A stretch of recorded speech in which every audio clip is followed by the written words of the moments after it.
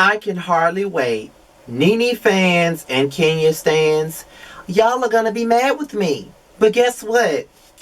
I don't give a damn.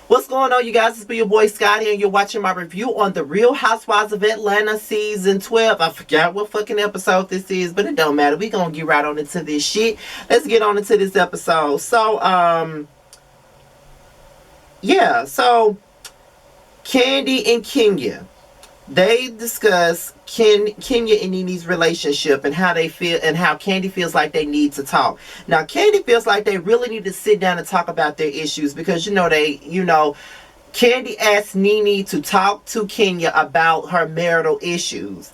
And when Nene tried to reach out to Kenya pretty much ignored Nene and just wasn't ready for it. But when she finally got up the nerve to try to hear what Nene had to say, then, Nene wasn't really feeling it. And at this point, I just feel like this. When two people have made it clear that they don't fuck with each other, they don't fuck with each other. So stop trying to make them fuck with each other. It's no point. You know what I mean? It's a waste of time. It's no point. Just leave well enough alone and just keep it moving.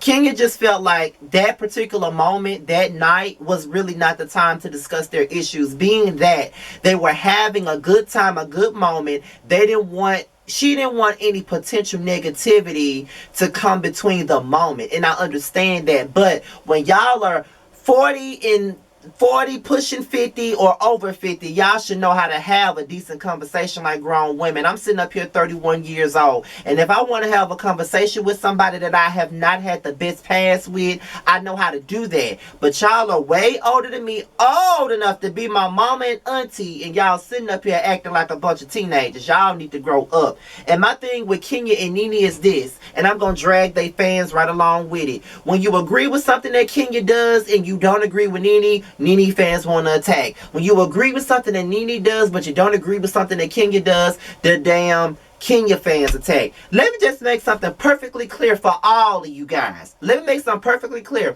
Nene and Kenya are one and the same. They are one and the same. They don't know how to take accountability.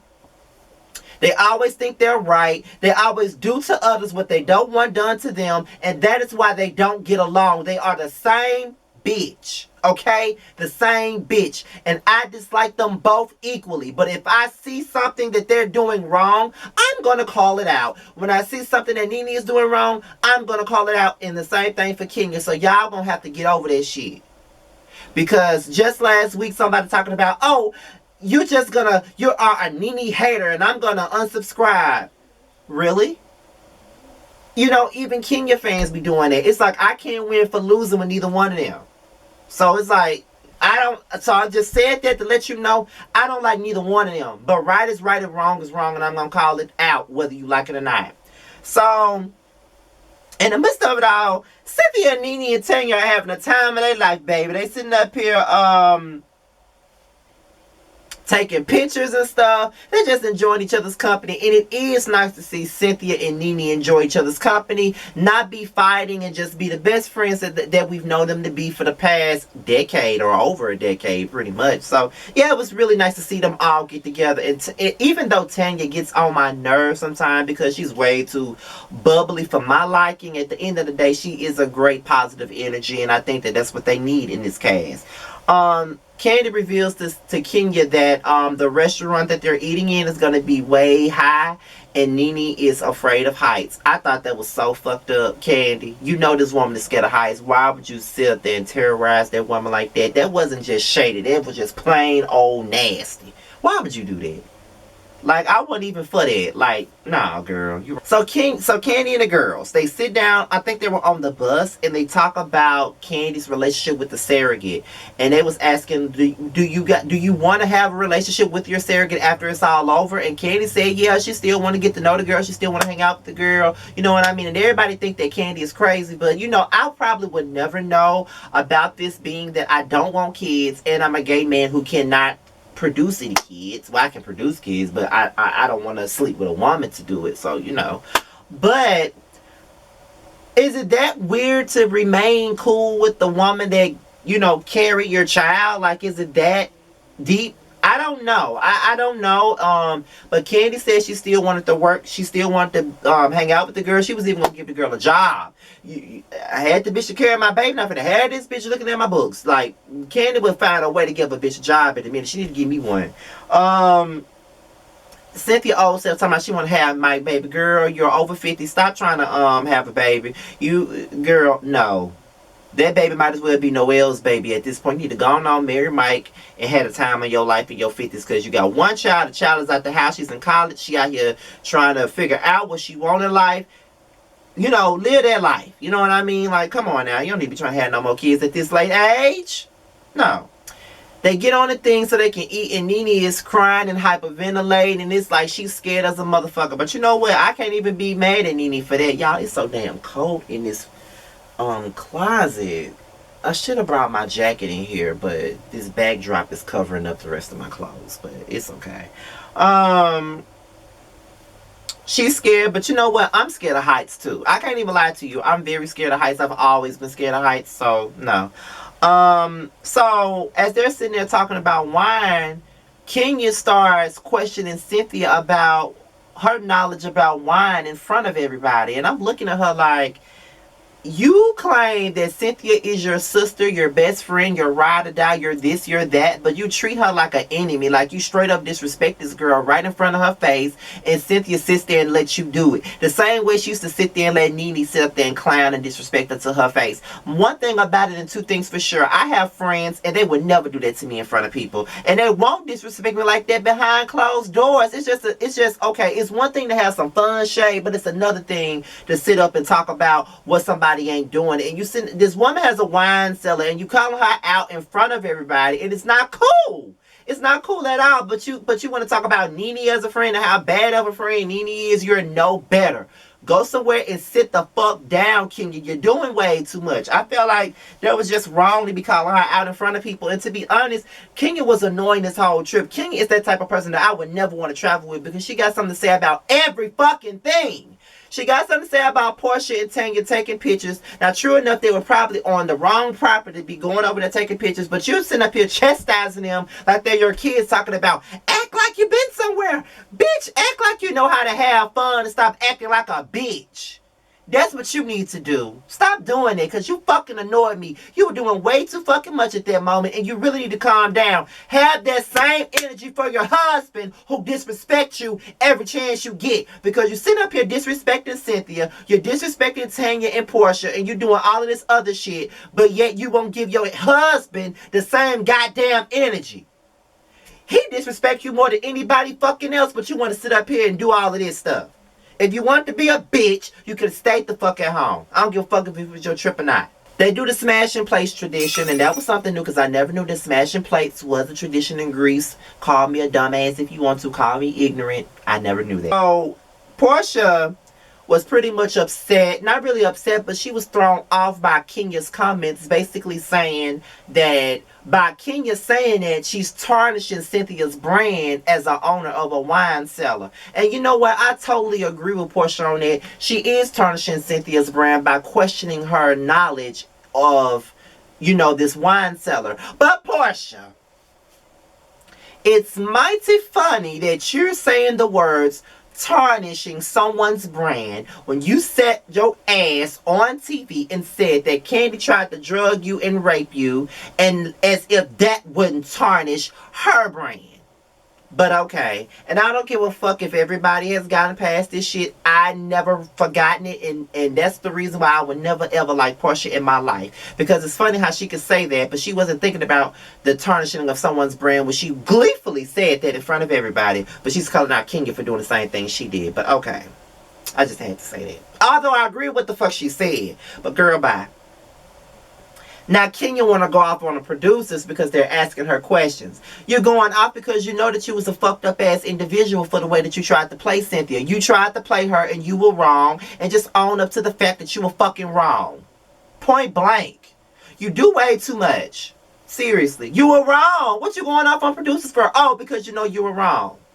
Go off on Mark like that, bitch. I'm getting tired of Portia. Portia never knows how to stay neutral for shit. And this is the reason why her and Candy are not in the place where they once was years ago. Maybe like 7 years ago when they were really, really tight. This is why they're not tight now, because she doesn't know how to be neutral. She always taking somebody's side all the fucking time. She does that all the time. The same way when it was Candy and Phaedra's beef, and here she is friends with both of them, but yet don't know how to be neutral and picking a side. Stay out of it. Stay out of it. If you really want to sit up, if you really want to tell, like, it wasn't, I just felt like they weren't trying to really just say, you need to talk to your friend, because I felt like that was disrespectful. I feel like they were coming to her, talking to her about it because they wanted her to go to fucking in on Kenya. And I just felt like that was just way too much. But Portia has been shading the shit out of Kenya all season, and you know, her fans are another group of people that don't like me, and I don't care, but I'm gonna call it as I see it. She has been shading the hell out of Kenya all damn season. You know, this whole budding friendship and how protective she is over their friendship is a bunch of fugazi bullshit, okay? She ain't protective of that shit. She don't like Kenya. She never will like Kenya, and she would drag Kenya by her hair or her wig, whichever one Kenya want to wear, if she ever got the chance to again. So Kenya and Portia can kill me with the fuck shit. Y'all ain't friends. Y'all will never be friends. Trust me. So I love the conversation that they had when they were talking about relationships and what matters the most in a relationship. I really enjoyed that conversation. Not enough for me to keep talking about it. So now Nene and Portia make amends, and I roll my eyes on that whole scene. And I'm going to tell you why. Because the shit that Nene fucking said to her while she was pregnant was unforgivable. And Nene would turn on you at a drop of a dime. And Portia was the main one that was turning her nose up at people like Cynthia for even embracing Nene, especially when she gave her the cheese and crackers or whatever the fuck she gave her for the wine cellar and everything like that.